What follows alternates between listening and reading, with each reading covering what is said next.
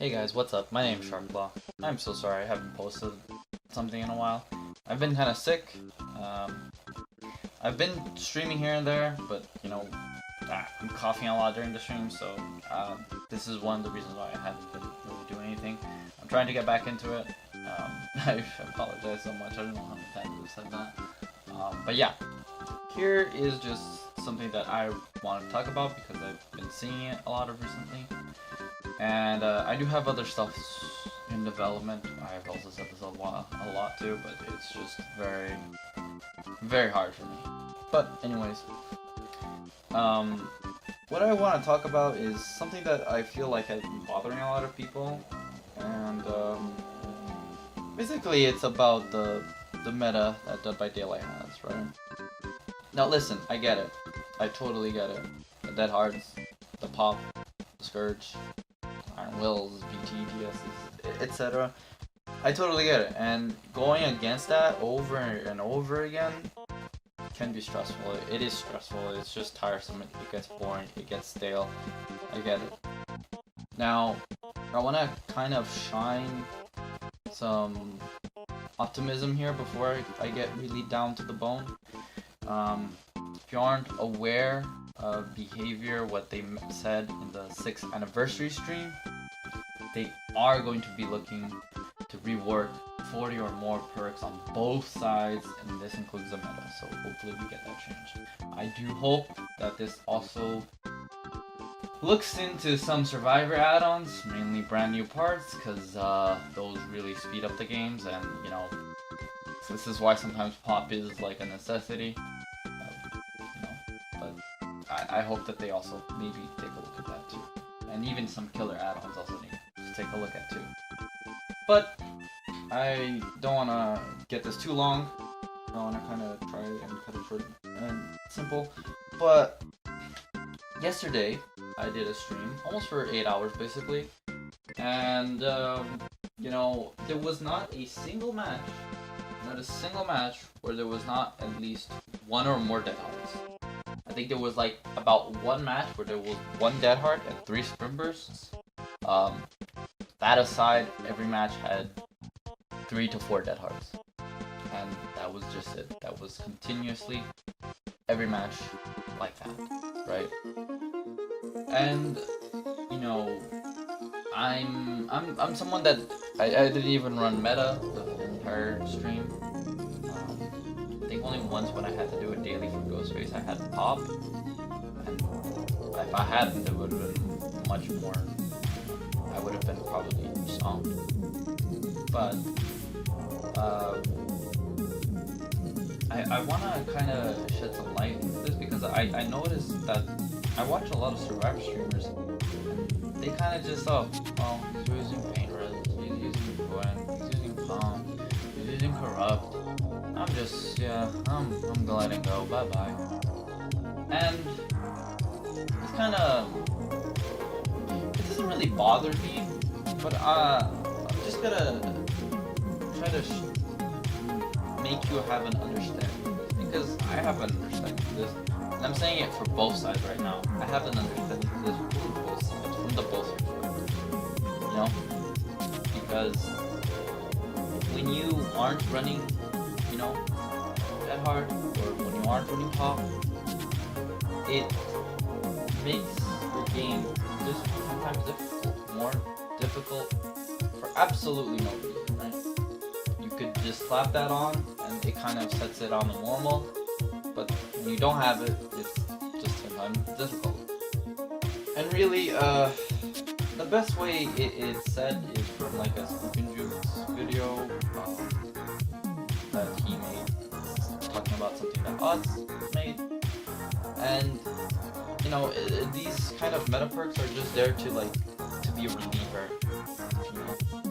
But something said is that you running this stuff over and over again, you're never going to get better, right? I'm not saying that if you have the meta, you're not a good player. Probably you should be, but you can be better, right? And better survivors or better killers will probably be better because they're learning to play without these stuff, right? So basically, they're going to get more experience, right?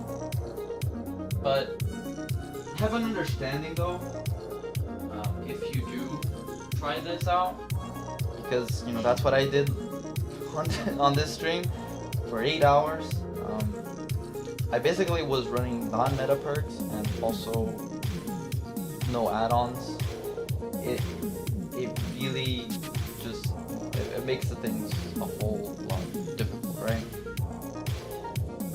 And if you're going to do this, just keep in mind a couple of things, right? One is that your wins are not going to be very much consistent. There's definitely going to be a lot of times where you're going to get hurt in these matches, or you're just going to have to sweat your balls off.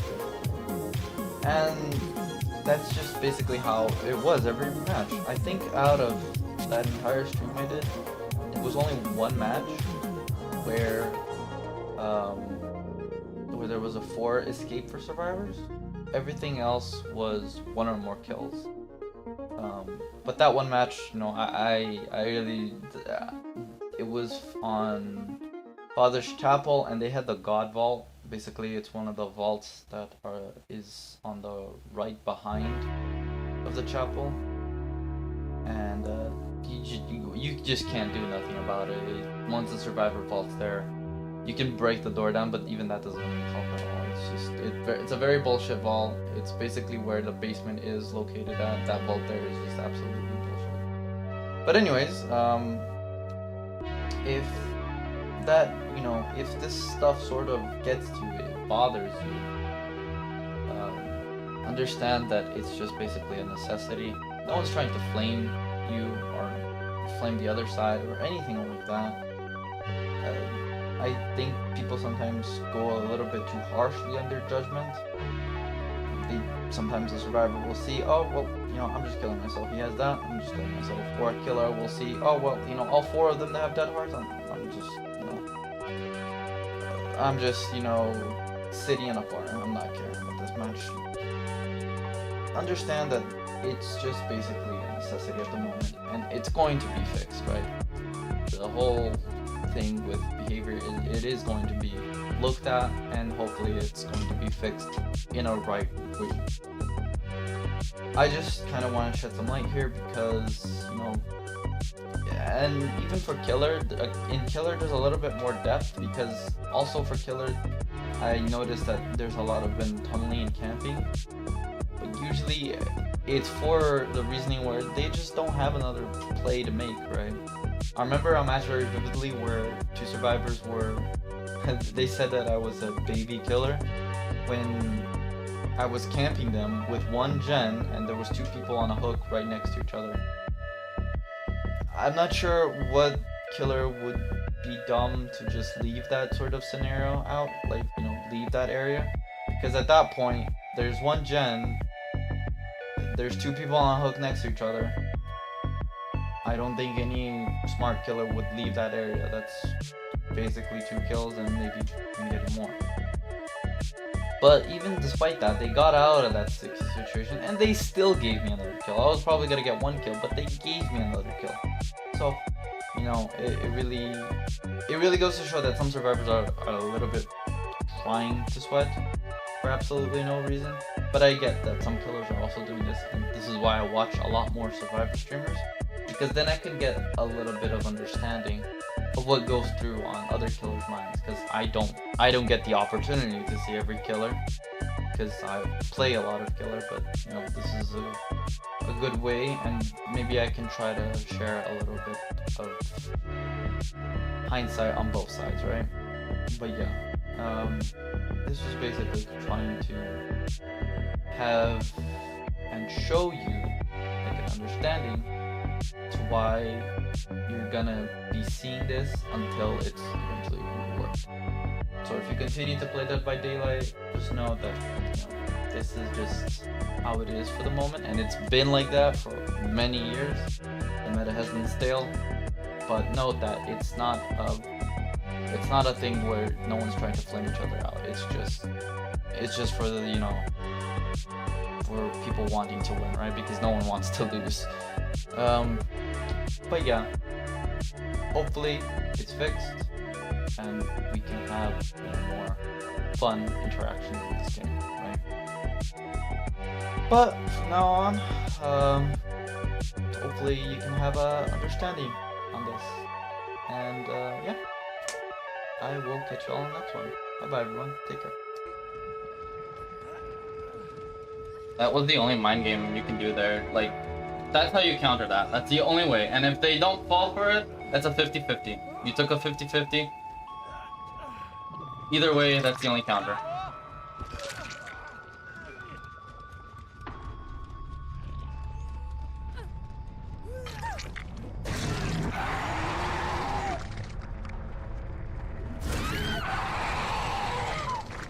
Okay, I'm gonna get 6 stacks. I'll take it.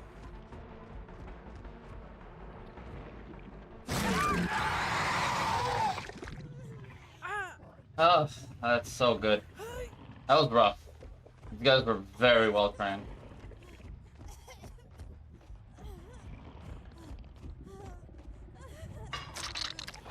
It's like, okay. Here's what you do in this one though. This window, there's not much you can do about it. Fortunately. They have that window there too. I don't think they use that window, but if they take this window, they're coming to there. They take this window, boom. Do not follow them inside. Do this, and then do this. Boop. That's where she landed right here, and then you can just, yeah, catch her.